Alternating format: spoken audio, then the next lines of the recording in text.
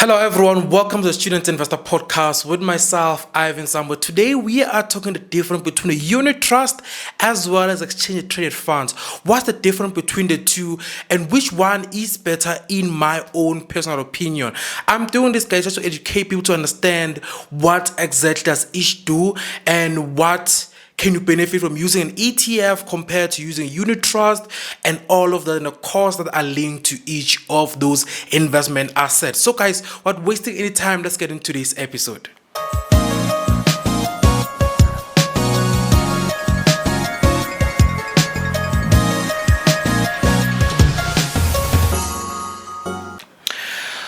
So guys, I have my phone with me. I don't have my tablet today, so I'll be reading a lot, looking into my phone. So please bear with me as we go through today's episode. And as I said in the intro, today we are talking about the difference between ETF as well as unit trust. What are the difference? So basically, when we talk about a unit trust, guys, to start with it, we are talking about an actively managed fund where money from different investors is pulled into one basket and invested by that particular fund manager into different asset classes. What do I mean about that? I mean that in a unit trust, you come all together. Someone has 100 rand, 5,000 rand, someone has 100 rand, a million rand, some 10,000 rand. You all come together, you pull your money together, actively managed by a fund manager, and that money goes to invest into different assets. It can invest into property, it can invest into stocks, it can invest into a lot of things. That's what a unit trust does basically. And when we talk about an ETF does the same thing basically, but an ETF is listed in the Johannesburg stock market, meaning you can buy and sell it at any day during trading hours. What do I mean about that? An ETF, you go to the JSE, you have 100 rand, someone has a million rand, you all buy the same ETF. You all buy the same exchange traded fund. There's no fund manager that's actively there managing it. It's listed in the JSE. It's passively managed, meaning it's only adjusted and managed once a quarter or once a month, whatever the timeline or the period is for it. And you all buy it, and you want to buy the shares of that ETF. You're basically you put your money into that basket to go invest into different assets. There are ETF for properties, there are ETF for bonds, there are ETF for company shares. There's a lot of different ETF. But what makes an ETF different from a unit trust is basically 3 or 4 things. Number one, an ETF is not actively managed. There's no fund manager who wakes up every day and focuses on an ETF. While on a unit trust, there is a fund manager that's actively managing it. What does that mean? It means an ETF is cheaper because there's no one who actively manages it, while a unit trust is a fund manager who focuses on it, meaning a fund manager must be paid as well. So the fees of a unit trust will be high compared to the fees of an ETF.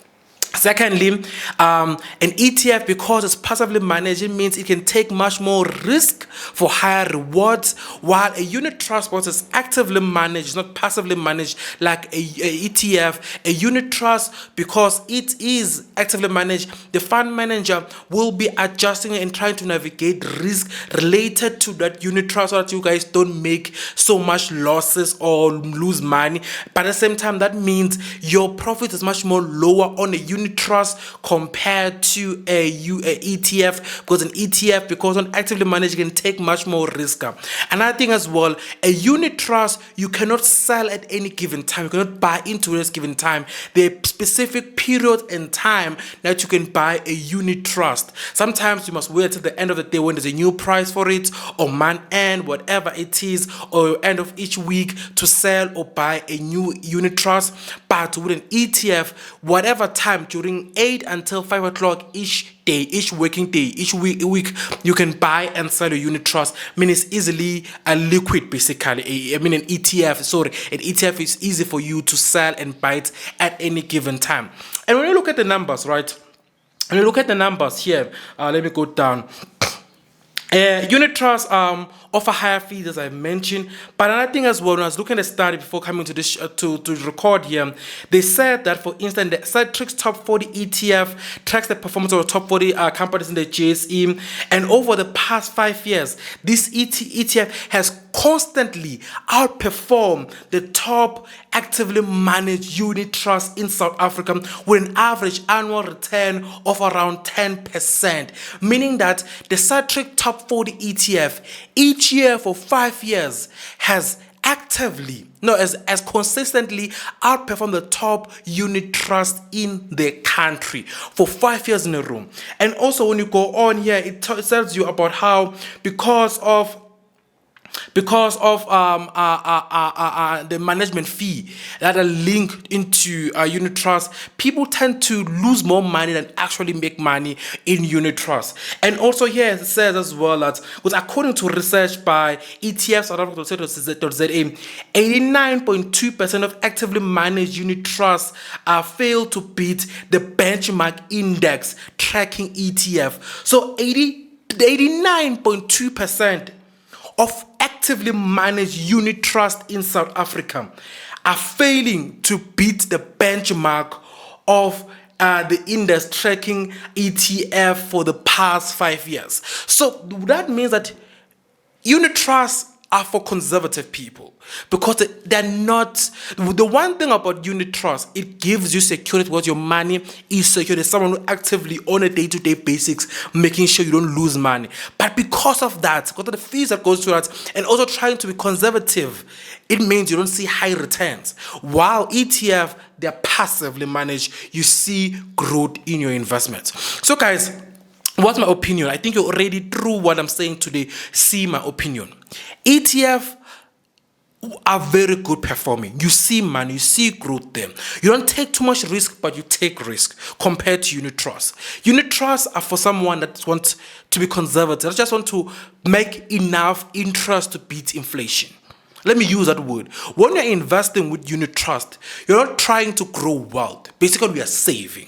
That's how I feel. You're trying to make enough money to beat inflation. You're trying to make enough money to ensure that, okay, I will have money. Basically, you're saving. Let me keep it like that. So that's my opinion about the two. But how do you invest into them? Where do you find a unit trust? Where do you find an ETF? Unit trusts are offered by a lot of financial institutions out there, like your Allen Gray, your Investec. There are a lot of unit trust service provider out there. ETF, you need a broker because it's listed in the JSE, Easy Equity, Brostock, Shift, ETF SA, FNB, Standard Bank, ABSA. They offer ETF as well through their broker platform. So that's how you invest into both of them, guys. Until next time, I hope this episode was helpful and insightful to your investment journey. Until next time, be safe.